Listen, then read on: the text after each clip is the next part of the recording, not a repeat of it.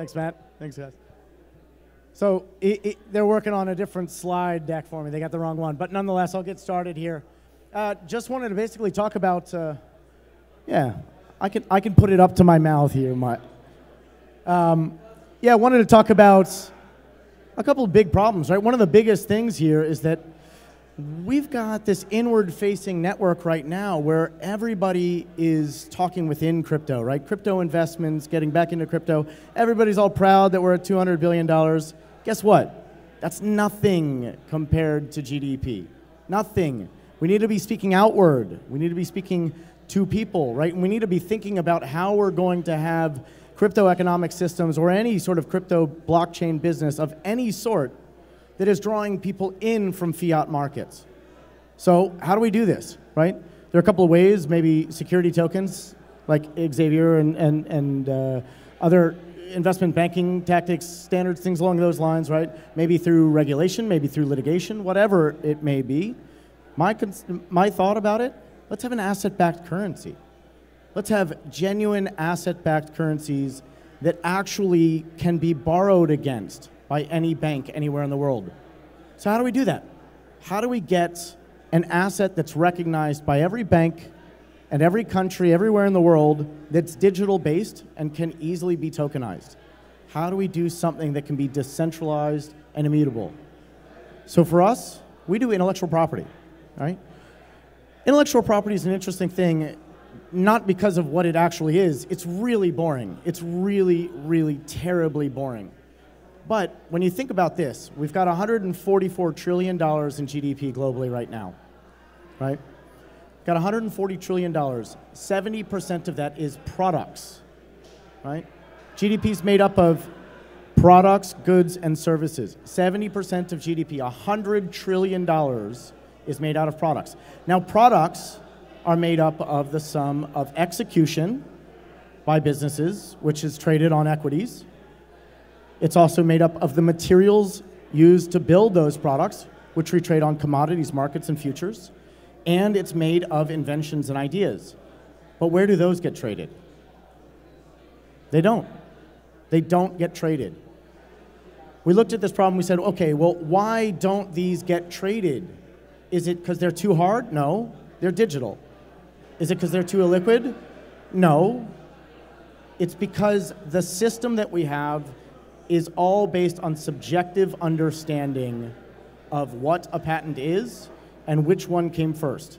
It all comes down to examiners taking 9 years to determine if an invention is the same as something else and what it is worth, right? And worse yet, every country in the world has a patent system, and every patent system has a different classification and categorization structure.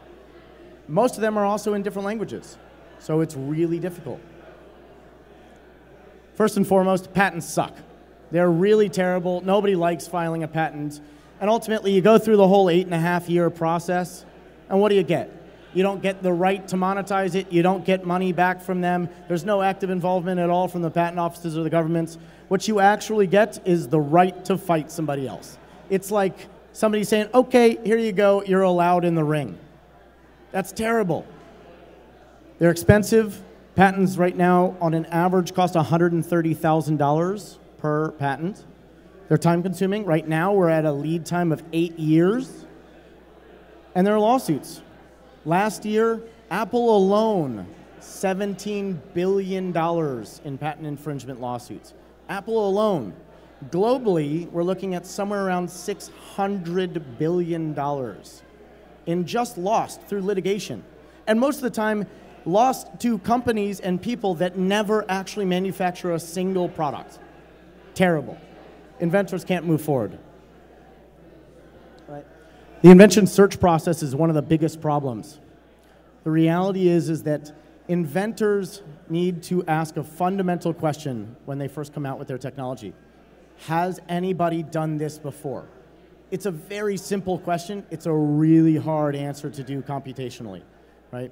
You have to understand what we invented, which is contextual searching, contextual derivation, and semantic ontologies. It gets very, very, very complicated, but that's okay because it's been 10 years that we've been working on it, and we've patented this in 27 countries. So it's Sorted. We've got a large team. Current invention landscape really does lead to waste. $990 billion in 2015. 70% of global R&D was wasted. Duplicative effort, gone, nothing, not even towards GDP. $990 billion. Now the irony is that R&D comes directly away from the products portion of GDP and goes to services, of which 40% of the services branch is made up by legal litigation. 40%. I know, these are crazy numbers, right? You can't really see the text very well, but what Loci does, what our coin does, first and foremost, utility aspect, right? You can unlock the power of Inven, you can use 100 coin and get a 1-month subscription for the patent searching product. Really, really simple. You can claim your inventions, you can stake any invention on the blockchain that now can get traded with 1 coin.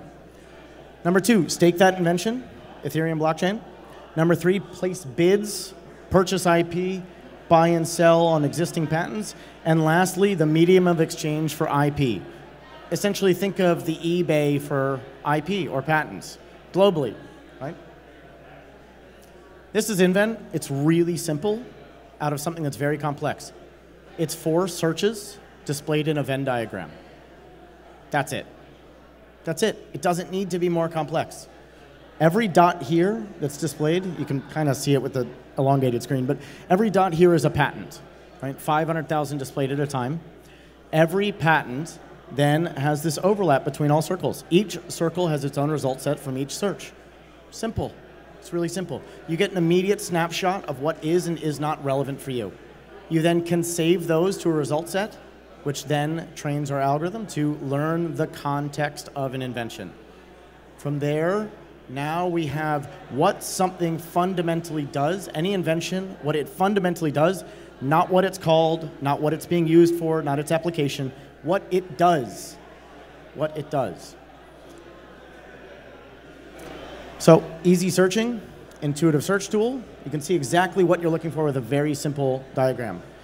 It should be noted that what Loci actually does is we sell this product, this Inven product, to law firms, IP law firms, which locks in the attorney-client privilege.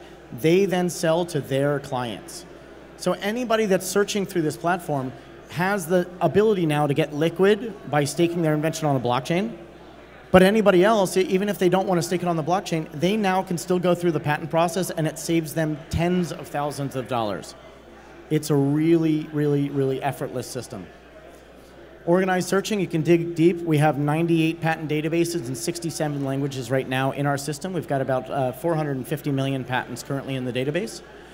When you do the predictive analytics on top of that, right, we end up getting 64 billion ideas and inventions in the database to the 64 billionth power of combinations. It's big. It's really cost effective. The Inven search tool is $249 per user per month, or 100 coin. Right? The ecosystem. Any inventor that comes in discovers new technologies, or they can group with a consortium, which we can group them with. Consortiums being people that want to group inventions, ideas, patents, products together into something bigger and better, something greater than the sum of its parts. They can list the IP, and at that time, they can go directly through Loci Coin and through our platform and sell that IP, whether it be through an investment pool or through anybody else, directly to an enterprise or a bank. Now, here's one of the cool things about this. What we ultimately do is we have inventors all over the world, thousands of users. It's an existing product, by the way. We have inventors all over the world that discover ideas. We then use our algorithms to group these things together into products or applications of technology. At that stage, we then sell that grouping, that investment pool, to banks and enterprises. We could sell all of the IP around the iPhone 8 years before the iPhone exists directly to Apple, or we can sell it to Goldman Sachs, which can then license that IP to Apple, breaking the Volcker rule, and launch an ETF to literally sell equity of the iPhone 8 years before an iPhone exists without ever selling a single share of Apple. And this is exactly how we bridge the gap between fiat markets, capital markets, and crypto markets.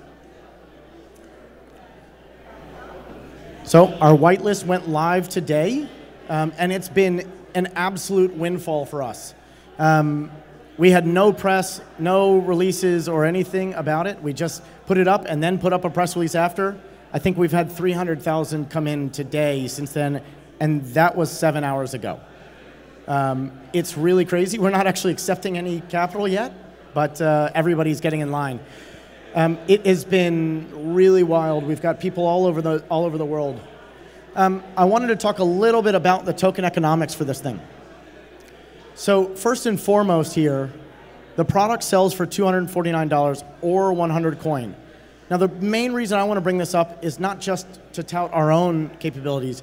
I want to try to inspire as many other blockchain businesses or ICOs to do this as possible. This is what I'm calling ethonomics, right? Ethical economics through Ethereum or crypto, whatever else it is. If you sell pre-sale of those tokens for anything under what your equilibrium price is, again, for us, $249, existing customers, or 100 coin, anytime a token is under $2.49, the customers have an aptitude to buy the coin at a discount because they want to use the product anyway. They're already using the product. That means that there's an equilibrium price set at $2.49. There is a glass floor to it. So any of the pre-sales and every sale that's done happens under that $2.49 mark. At that stage, you can just about count on it getting to that equilibrium price as long as the user base continues. It's a really easy, simple thing for a lot of ICOs and crypto companies to do, and it's a great way to assure the ethics and the return for any investor that's getting in. It really is, right? God forbid, have a product available, right? Have something that has sales, go through the effort. We're distributing 100 million tokens total. We're creating 100 million tokens. We're going to end up having 50 million in circulation and 50 million out of circulation. That 50 million out of circulation, I want to be very clear about this. The 50 million out of circulation can never, ever be exchanged for capital. That is held by the Loci nonprofit foundation. And because of the anonymity of the inventor and the enterprises, there needed to be an intermediary to be able to exchange coin for asset. It's just that simple. It is only a like-for-like swap, which they then can list on an exchange. We've got a bit of a breakdown here. You can't really see anything, but we have a couple of redundancies built into this as well. One of the redundancies is actually my coin. My coin is locked up itself, but it's specifically higher because I have fiduciary responsibility, and if we get into a gridlock, any time that assets and currency are no longer trading fluidly, I am fiduciarily bound to liquidating the coin. The same thing happens on a nonprofit emerging markets fund. That emerging markets fund has 5 million coin.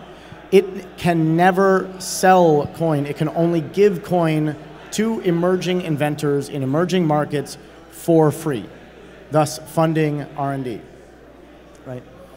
Fund use breakdown, a bit of legal. We've got some lobbying, some other countries. Right now, this is all completely valid and legal with existing platforms and existing regulation for the US and PCT, which is about 97 countries.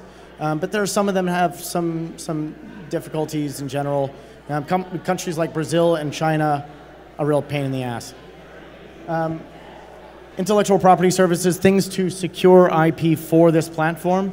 We are decentralizing this as much as possible, but in order to do that, you have to make sure you get the regulators and the other people that can determine the value of the assets off your back so that the crowd can determine the value of the assets, right? Marketing and operations and product development. We've still got many, many layers of product development to go, but we are very, very, very far along. It's been 9.5 years we've been building, running the company, everything else. You guys can't really see the text, so those numbers mean nothing. If you want to check out our patents, the first one is here. It's a nice light read at 897 pages with 462 claims. Yeah, it's a nice like bathroom read. Very few companies with a working, viable product that has customers. I think we're looking at doing around 250,000 MRR here in the next couple of months. Continue doing that. We've got thousands of customers. We've got huge affiliates. 6 of the world's top 10 IP firms are using our product and reselling it right now. And it looks like Cooley is finally coming on. They take forever, but they've been a partner for a while. The core team here. When this slide was made, like I was saying, we had to swap slides last minute. When this slide was made was for, I think, WBF in London maybe a month or 2 ago, and we had 24 people. We're 47 on staff and 118 in the whole ecosystem and team right now. Key members, though, myself, my background's in mechanical and aerospace engineering. I built and designed race cars and jets, rockets for about 15 years. Stood up a business there. I also went then from there into real estate investment and valuation metrics and algorithms. Brian Huang from Ernst & Young, GE Capital, multiple other banks. Fantastic. He's director of operations. Eric Ross, director of technology. He's a big geek, but he also has a master's in astrophysics. And Harjeet Singh is mostly machine learning back-end specialist. We have a lot larger of a team than I could have on this. It's not really that important. And our front-end guy just can't have a picture up. So check us out. If anybody has any questions, let me know. Check us out, especially come on our Telegram group, please. So thank you very much, guys.